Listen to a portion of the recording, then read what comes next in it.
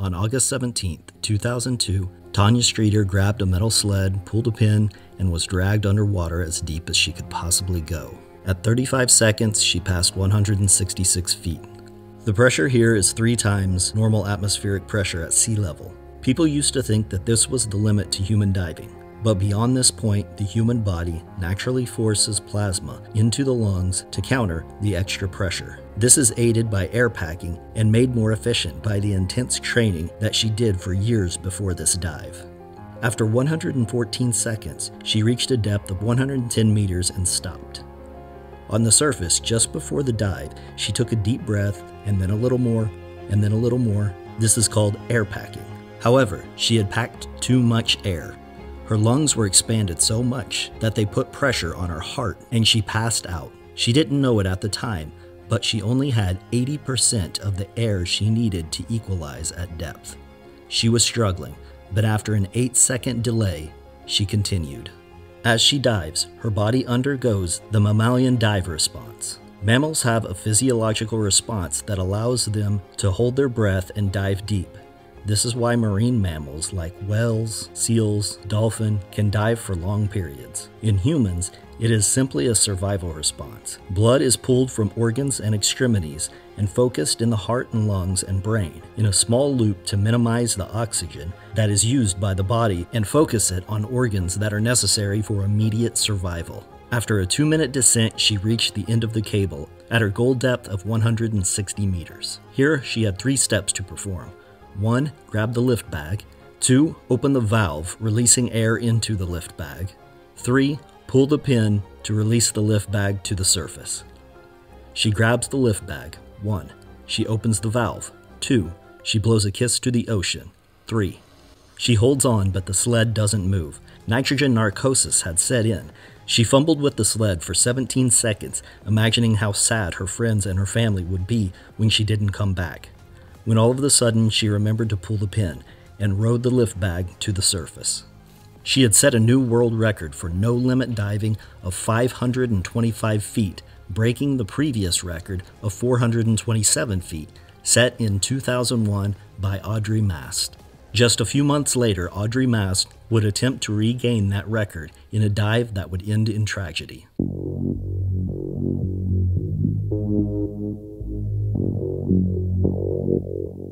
Audrey Mast grew up in Paris. From an early age, she was always in the water. Her father was a champion spear fisherman, and at the age of 2, she won a gold medal in a 25-meter swimming competition. She also became an avid scuba diver. By 14, Audrey was already at home in the water when she developed typhoid fever, which creates scoliosis in her back. She was forced to wear a back brace that she could only remove in the water, so she starts spending more and more time in the water. In her teens, her family moved to Mexico City, where her love of the ocean took her to La Paz to study marine biology. It was at university where she was writing a paper on the physiology of humans while freediving to extreme depths when she began to study the greatest freediver in the world at the time, Francisco Pipin Ferreras. Pipin was a diving sensation. He dove deeper than anyone, held his breath longer than anyone. He was a very popular figure at the time. He was also very competitive and wanted to be the best. This started at a very young age. Pipin was born with deformed feet and struggled to walk. His uncle taught him how to swim, and he took to it immediately. If he couldn't walk, he would swim, and the water was his sanctuary. AIDA, the International Association for the Development of Apnea, established safety standards for freediving. Pipin thought that these standards were too restrictive. To circumvent these rules, Pipin established his own regulatory agency, the International Association of Freedivers, IAFD. While Audrey was at university in La Paz, Pipin scheduled a dive near her. She went to interview him for the paper. Audrey and Pipin had so much in common, they fell in love quickly. In 2000, Pipin attempted to dive to 163 meters and blacked out during ascent. His record dive was invalidated. So he started pushing Audrey. He pushed her deeper and deeper until she held the woman's world record. She blacked out on one of these dives after surfacing, but according to Pipin and the IAFD rules, she was the new world record holder. A year later, Tanya Streeter didn't just break Audrey's record of 427 feet. She destroyed it by 100 feet, setting a new men's and women's record of 525 feet. That same year, in 2002, Audrey's team had planned to go to the Dominican Republic to start training for a new dive in December, but because of Tanya's new world record, that timeline was moved up to September. Pipin and Audrey wanted to get that record back as quickly as possible. Moving the dive up left out several safety divers that were not able to make the trip. Also, deepwater safety diver Cedric Durolis, who had died in a cave diving accident. He was the support diver at 130 meters, so there was a gaping hole in the support at depth. On Wednesday, October 9th, Audrey descended to 170 meters on a practice dive. They knew they could break the record at this point. However, Audrey was not happy. Audrey and Pipin were constantly fighting. There were plenty of rumors that Audrey planned to divorce Pipin after the dive. On the day of the dive, Audrey isolated herself. She cut everyone out. Pipin was nervous and would not let anyone around the dive equipment. On 2 occasions, 2 separate members asked Pipin if the tank for the return bag was filled with air. Pipin told them that he had done it and would not let anyone around the dive equipment. This is something that should be double and triple checked before any dive by multiple people. Also, there were plenty of surface divers, but the regular deep-sea divers that could not make the trip had not been replaced. There were only 2 deep divers. For perspective, on Tanya Streeter's world record dive, she had 16. A first diver was at 80 meters, and a second diver was at the total depth of 172 meters. There should have been at least another diver at 130 meters to maintain continuity between the divers. As is, the lower diver could not physically reach the diver above without putting his life in danger of decompression sickness. However, this dive was being conducted under the IAFD, created by Pipin to circumvent the safety rules of IDA. Despite the obvious dangers, the dive was approved by Pipin and Audrey began the dive. During the descent, though everything was going smoothly, every one of the crew agreed that it didn't feel right. The second diver, at 172 meters, Pascal Barnaby, could tell that the line didn't look right. As the sled was moving along the line, Barnaby said that the line didn't move like it should. Audrey reached the end of the cable at 142 seconds and at 171 meters. She went through her 3 steps. 1. Grab the lift bag. 2. Open the valve. 3. Pull the pin. Nothing happened.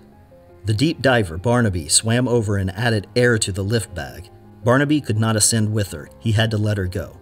The ascent was much too slow. She would not reach the surface in time. If there had been a diver at 130 meters, this diver would have been able to help her, but there wasn't. After 3.5 minutes, the second diver at 80 meters has still not seen Audrey. On the surface, Pipin was screaming for scuba gear, and after another minute, he was able to get the gear on and get into the water. At 4 minutes, Barnaby found Audrey, drifting, blacked out, at 120 meters, and grabbed her and ascended as quickly as he could, risking his own life. At 4 minutes and 40 seconds, the lift bag reached the surface without Audrey.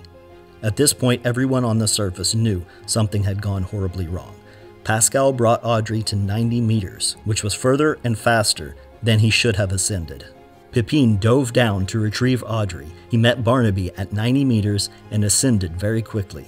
He took this dive to 90 meters on air, and his rate of ascent was as fast as he could possibly go. Pipin had accepted that this dive may kill him, but he was trying to save Audrey. When they reached the surface, Pipin began CPR while still in the water. When they finally got Audrey out onto the boat, they called for the doctor.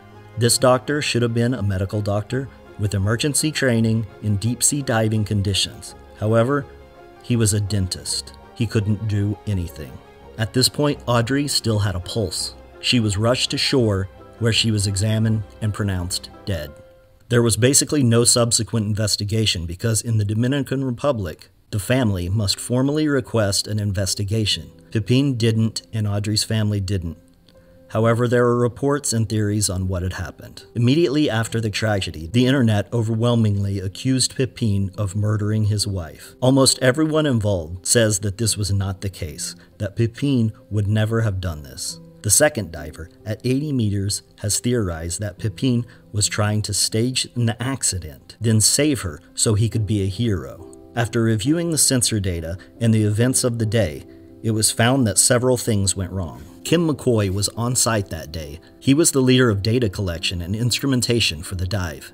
He pored over the data and the events of the day in an attempt to find out what went wrong and if Pipin was responsible. McCoy was there conducting research and had no affiliation with Pipin or with IFDA. The team had used a new lightweight cable to reduce friction. However, the cable was too light and moved with the current.